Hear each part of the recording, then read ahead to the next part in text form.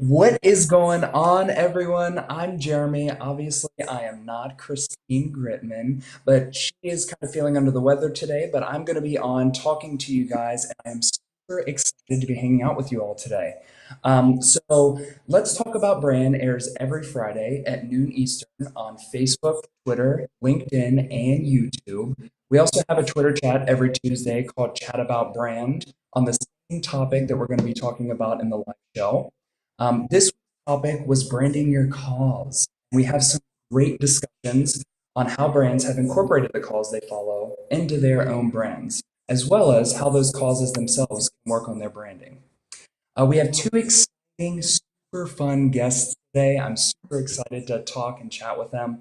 We're going to have on Joe Cole and Dakota Snow, both of whom have worked on both sides of this. And today they're going to discuss experiences as well as give us some insight on the new initiatives they're building together. So let's bring them on. What is going on, guys? How are you? Good. How you doing? I'm doing well. I'm doing well. I'm super excited to get to chat with you all. Dakota, how are you? I'm fantastic. Sweet. So let's give us like a minute to 2 minute kind of update as to who exactly you guys are so the audience can kind of get a feel of you guys. And we can start with Joe. So I'm trying to get in the view here. Can you guys hear me? Yeah, we can. Seems like everything's a little bit delayed on my end, but I'm doing great. Sweet. So tell us a little bit about yourself, Joe. Yeah, so I am 35, living in San Diego. Just got done traveling the world. Oh, Just got done traveling the world, 5 countries, 41 states, 2 provinces, and just started a company with Dak here. sweet. So you traveled all over the country. What was one of your favorite places? It was only a few weeks into the whole trip, but White Sands National Park, New Mexico, literally the coolest place in the country. That is awesome. Why is it cool? Many reasons. I guess here's how you do it. Quick little tip. Go for sunset, stay in town, come back the next morning, and they have a 5 mile hike, and the the sand is really really fine. And I did the Uh, whole hike barefoot right in the morning, so it was nice and cool. Every step was like a nice cool massage, oh, and it was, yeah, incredible. that's awesome. I love that bike myself, so that's super fun. Cool. Well, Dakota, what about you? What's going on in your world, man? I took some time. I stepped away from a job I'd had for the last 4 years back in February, and I took some time to just explore different things creatively and just Mhm. try some new stuff. Most people here on Twitter saw my Hire Dak campaign. I had a lot of really interesting conversations out of that. One of them was with Joe. Okay. And yeah, Joe kind of came to me with a really cool idea, and I was like, you know what, this piques my interest while seeking to do some positive, bring some more positivity to the world. So yeah, let's do that. So I ended the Hire Dak campaign and started diving into this.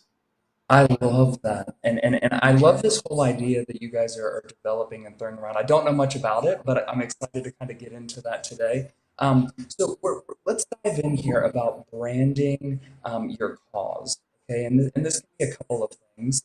But let's start out with a question here. Incorporating a cause you support is a key component of your own brand.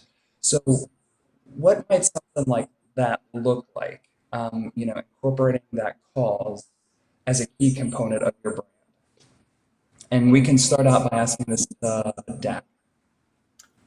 So one of the stores. So I used to work in the automotive retail industry, and one of my stores that I worked with frequently had a $16 million facility. It was huge, platinum LEED certified, net zero energy. One of the Wow. first dealerships in the world to be able to have that level of um, you know minimal carbon footprint. Mhm. And working in a relatively dirty industry like the automotive space, it's important when you as a company are seeking to promote yourself as forward thinking, positive for the planet. you're rolling out electric vehicles and stuff, but you want to have that match every step along the way in every facet of what you do. And so Mhm. for this store, it not only was literally the foundation we were built on with it being the building, but it was also the projects that we supported. The local environmental center, we sponsored all of their programming to help bring more visibility to people who were doing positive work and doing, working to bring change and reduce carbon emissions in their local areas. We sponsored all kinds of sustainable drives, making sure that we're recycling. We had specialty recycling bins that we would put inside of our building so people could come and bring, items that typically aren't able to be recycled in your standard home level recycling bin. We had specialty recycling programs. So you make it a part of everything you do. So at the end of the day, the store sold cars and serviced them.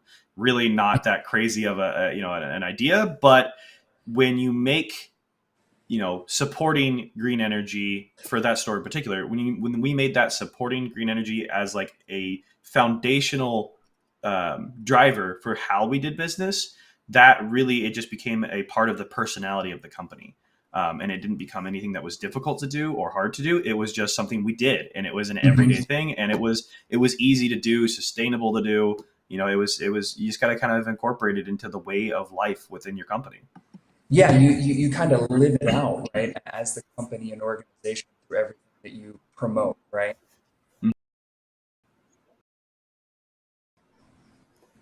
I don't know if I don't know if I heard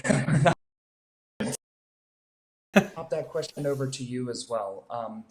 Again, how do you see incorporating a cause you support as a key component of your own brand? And we can even tie in what you guys are creating into this too and how you're developing that.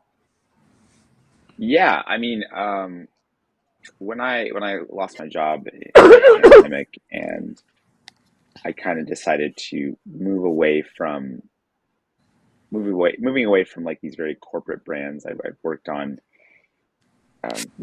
billion-dollar companies, as a social strategist, creative strategist, you know, these really big agencies that people know, and I just was mostly dissatisfied, I think, with what I did. Even when I worked on these big things, I was not really, I didn't really feel like I was making a difference and doing anything positive for the world.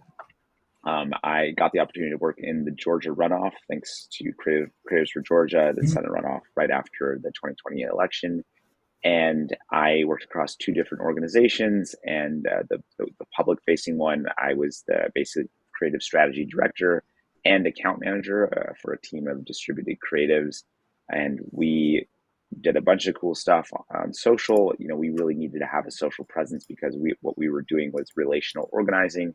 And when people, Mm.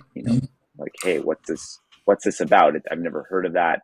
We wanted to have a very strong social presence, where if people found us, they would feel comfortable, agreeing to do something very minimal, which was just remember to vote and having us be part of that. So, if you've paid attention to all the politics, we meaning the Democrats, have the slimmest of majorities, the 50-50 split in the Senate, with Kamala Harris often casting the deciding vote, a tiebreaker. And that is only something that's possible because both candidates, Warnock and Ossoff, won the respective races in the runoff. And that is something that our team, hundreds of people, maybe thousands of volunteers, people, everyone from like Stacey Abrams to anyone who gave money or texted, but certainly our groups, the groups I was with, the orgs I was with, and the work I did had a part of that victory.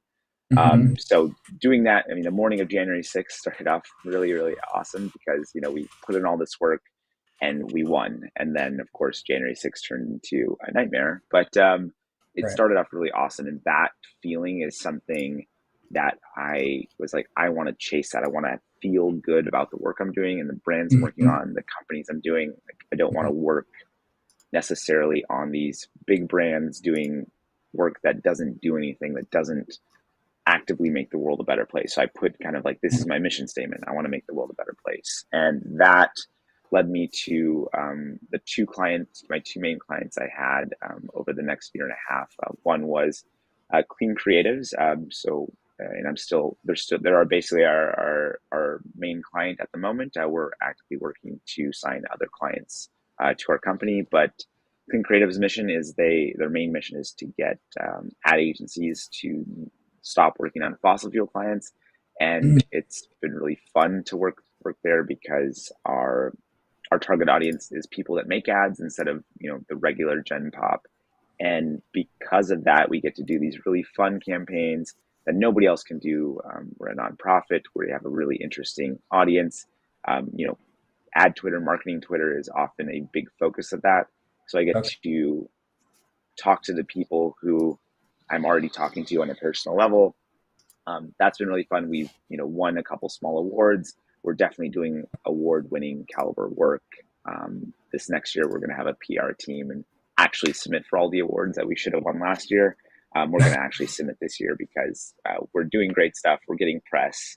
I've been quoted in Adweek a bunch. Shout Awesome. out to Adweek.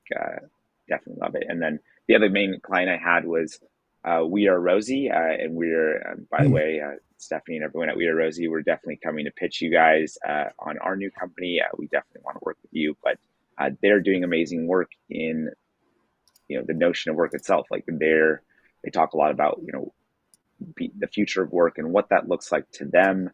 It's remote, it's equitable, it's inclusive, it allows people to work asynchronous and be kind of like on their own time and be able to, whether they have a disability or a family, be able to find a working solution for them that doesn't involve necessarily being in an office or in a white, dominated space. Like, Wow. they're doing amazing work, and I was very lucky to work in several roles for them and, help That's them great. to grow in whatever ways I did.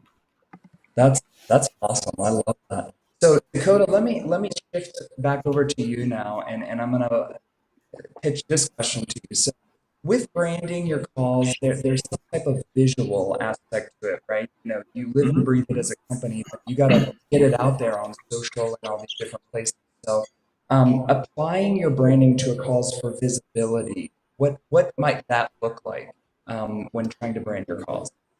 So you definitely want to make sure that if you're thinking like visually, with your visual branding and whatnot, you want to make sure that you have, like for example, back to the store that I was talking about that had this huge focus on green energy. We incorporated a leaf into the logo design. The city I was working in was called Corvallis, and so the V was represented by like a leaf that had like a little notch out of it. So finding those small creative ways to passively incorporate the things that you're looking to bring more visibility to, and if you can do that passively through the logo design you're doing, or just through the way that you're positioning your brand in general, is a Mhm. good way to make sure that you're really having a cohesive approach to everything. Well, let's dive into it a little deeper, right? So, in what ways do you differentiate from your branding on your socials versus print branding or anything like that? I've seen some amazing stuff you've done. So, could you maybe speak into that a little bit more? Like me personally, Yeah. I personally, I don't even know what my personal brand is. um, there's a lot of different causes that I do care about and I am passionate about. It's not something that I have personally put at the forefront of my own personal branding. Hmm. Um, but through talking with Joe and whatnot, like there's a lot that we want to try to do and accomplish. And I think we both have a lot of really good ideas. And being able to um, hopefully eventually, have the freedom and ability to position ourselves in a manner where we can bring more visibility to those causes that we're passionate about, and hopefully get to work on them within those spaces and affect a positive change is something we're really after.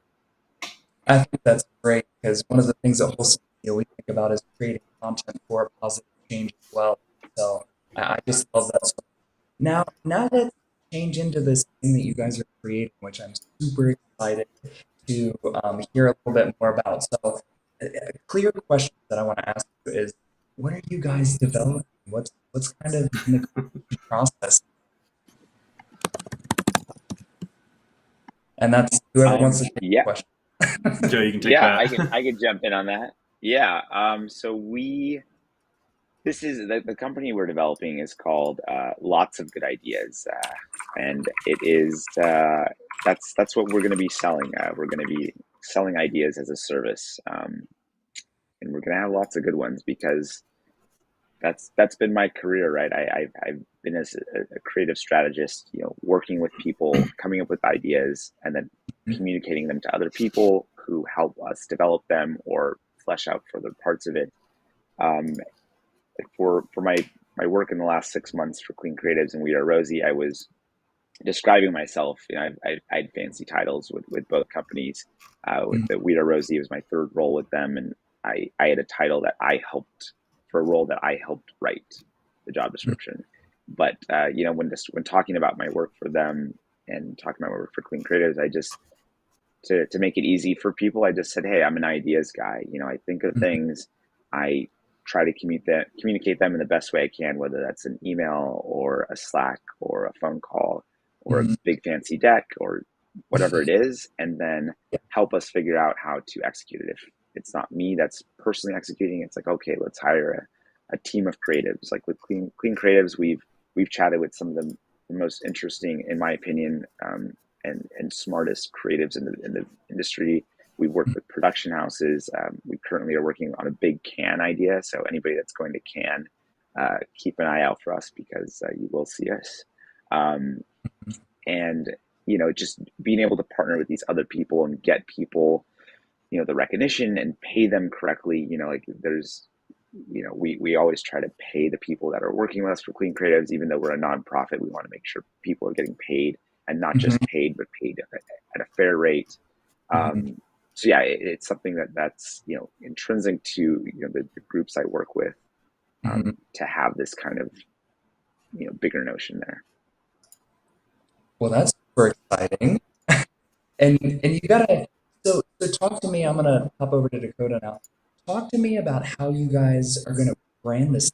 How are you creating, your assets, start pushing it out for and all that kind of stuff? I'd love to know that. Yeah, it's a lot of it's all been happening really quickly.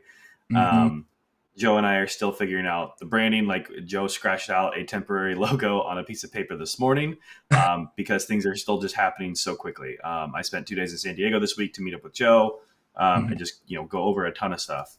Um, but yeah, so we want to brand and position lots of good ideas as a company that thinks a little bit differently than what you might traditionally be familiar with in the advertising space. Joe has a very unique set of skill sets and background.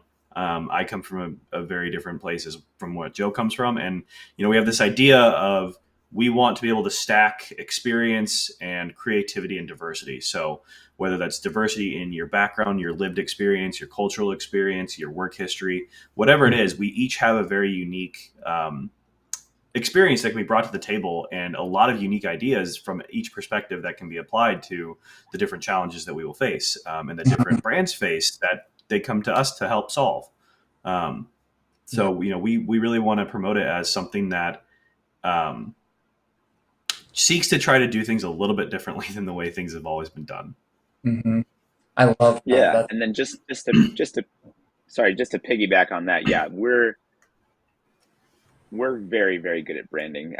People might follow me and think Joe's kind of all over the place, and that is actually my brand. I actually seek to be all over the place on Twitter. Chaos as a But brand. everything I do on Twitter, on Instagram, is fairly intricately branded. Like I have, it's funny because Christine, in promoting this, grabbed a little quote from my About Me section on LinkedIn, which Mhm. is basically an essay that I wrote about 2 years ago. So it's actually out of date. I'm going to be updating it because I care so much about branding. Like I just launched, this is slightly separate, but I just launched a live art project.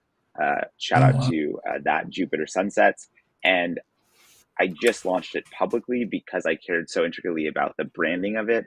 I worked on the logo for over, I think, 7 months with a creative director level designer. Shout out to Solid Gold Nicole, for an amazing logo that everyone loves. I've already put over 170 stickers out in the world, and I've just had the stickers for less than a week.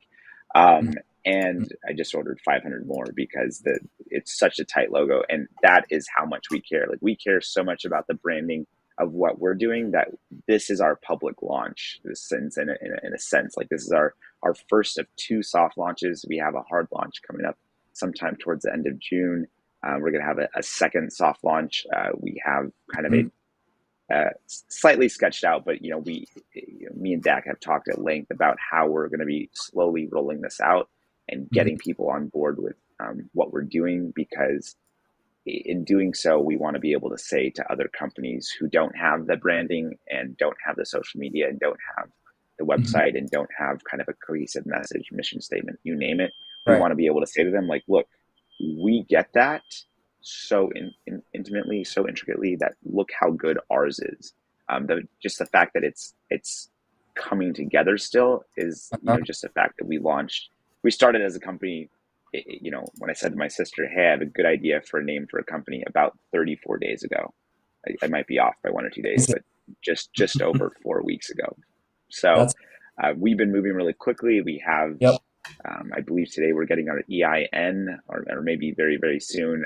We have lawyers. We have a potential funder lined up. I have a co-founder. We have an employee starting on Monday and two more starting the week after that. We've So done a lot, but we will have very, very lined up branding.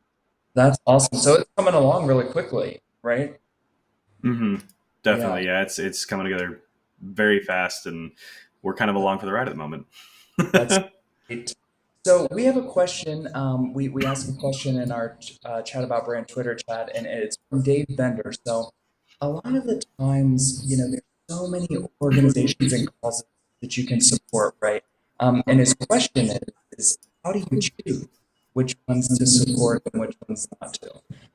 So let's take like a minute, and each of you can answer that really quickly for me. And let's start with Joe.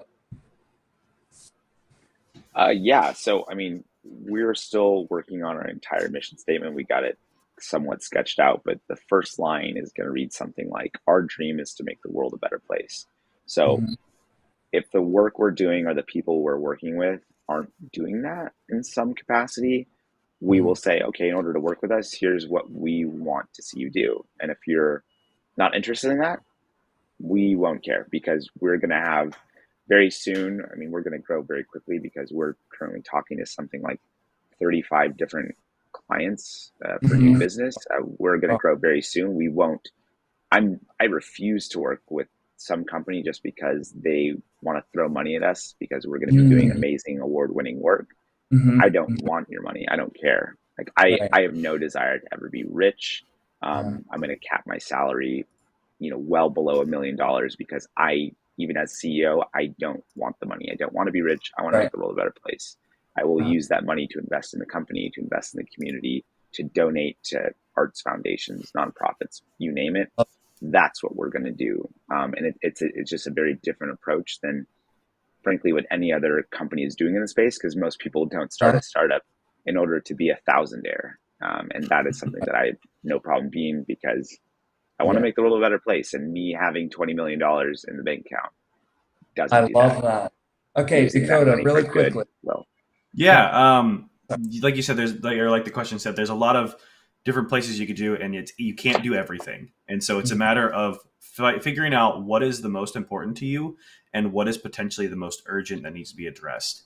If it's important and urgent, do that first. If it's important but not necessarily as urgent, try and schedule that to be something you tackle next. And if it's less important and but still urgent, you can maybe find someone to partner with to help with that. And if it's not overly important, it's not overly urgent, just kind of a side passion project, then you put it Mhm. on the back burner and you get to it when you can. But yeah, you got to kind of find a system for being able to prioritize, because yeah, you can't do everything. It's simply impossible. Gotcha. So we need to know where we can find you all and keep things, figure out more about the business and growth. So Dakota, let us know where we can follow you and learn more about this amazing thing you guys are Yeah. starting. And then Joe, you as well. All my personal socials, I am at Daxahoy on absolutely every single platform. And then we just launched the website 2 days ago. It's very basic 2-page website at the moment, but it's up there. And if you feel like chatting with us, there's a let's talk button you can submit. Mhm. Lots of good ideas.co. Love it. Yeah, we'd love to hear from people and start some conversations. Sweet. And then Joe, where can people follow you, man? Yeah, so I'm here on Twitter at Joe Coca-Cola. My name is Joe Cole. Joe Coca-Cola is a nickname from grade school that became my AIM. That is now my Twitter handle. I'm at Neon Think on Instagram because I have a very different aesthetic and branding there. Gotcha. Again, it's my own personal branding. And then, yeah, we're lots of good ideas on, I think, most social accounts. A lot of them haven't launched yet, but you can find us on Twitter there. You can find us on Instagram. Again, we will have a very intricate, awesome branding. We're still rolling all that out. Our social media strategist starts on Monday. She's going to Mhm. really help us with that level, even though me and Dak are obviously amazing creative strategists ourselves, if I do say so. Sweet. But yeah, we lots of good ideas.co. That's the company, and one thing that we love is that that acronym spells out logic. So we refer to that. That's definitely going to be in our mission statement. It's going to be in our process. So we I love to catch people talking about oh, from a logical perspective, blah blah blah, because that is our Oh, I company. love We're that. we're logic. That's awesome. I love that. Well, thank you both so much for being on the show today. This was so much fun. And I'm super excited to see how this grows and to follow you guys, and it's going to be awesome. So thank you all so much. Yeah, thank you for stepping in last minute, and I hope Christine gets healthy quick. I do as Yeah, well. thanks, Jeremy, and Christine. Same. Yeah, please get healthy. Hopefully you're back on your feet in no time. I hope so as well. So obviously, I am not Christine Griffin again. I had so much fun with you all today, but she'll be back next week. So Tuesday's chat topic will be branding for millennials. Branding for millennials, which is super exciting. Meaning both how to brand in a way that appeals to millennials and how millennials can rock their own personal brand. And then the guest next week will be Chelsea Cross, a millennial branding expert, speaker, author, and LinkedIn learning instructor. She won't be live though, unfortunately, but we're going to do a pre-recording. It's still going to be amazing. It's going to be super awesome, and then we'll be able to connect with you guys in the live feed that week, in case you have any questions or thoughts. Until then, I hope you all have a beautiful and amazing weekend, and I'll see you around.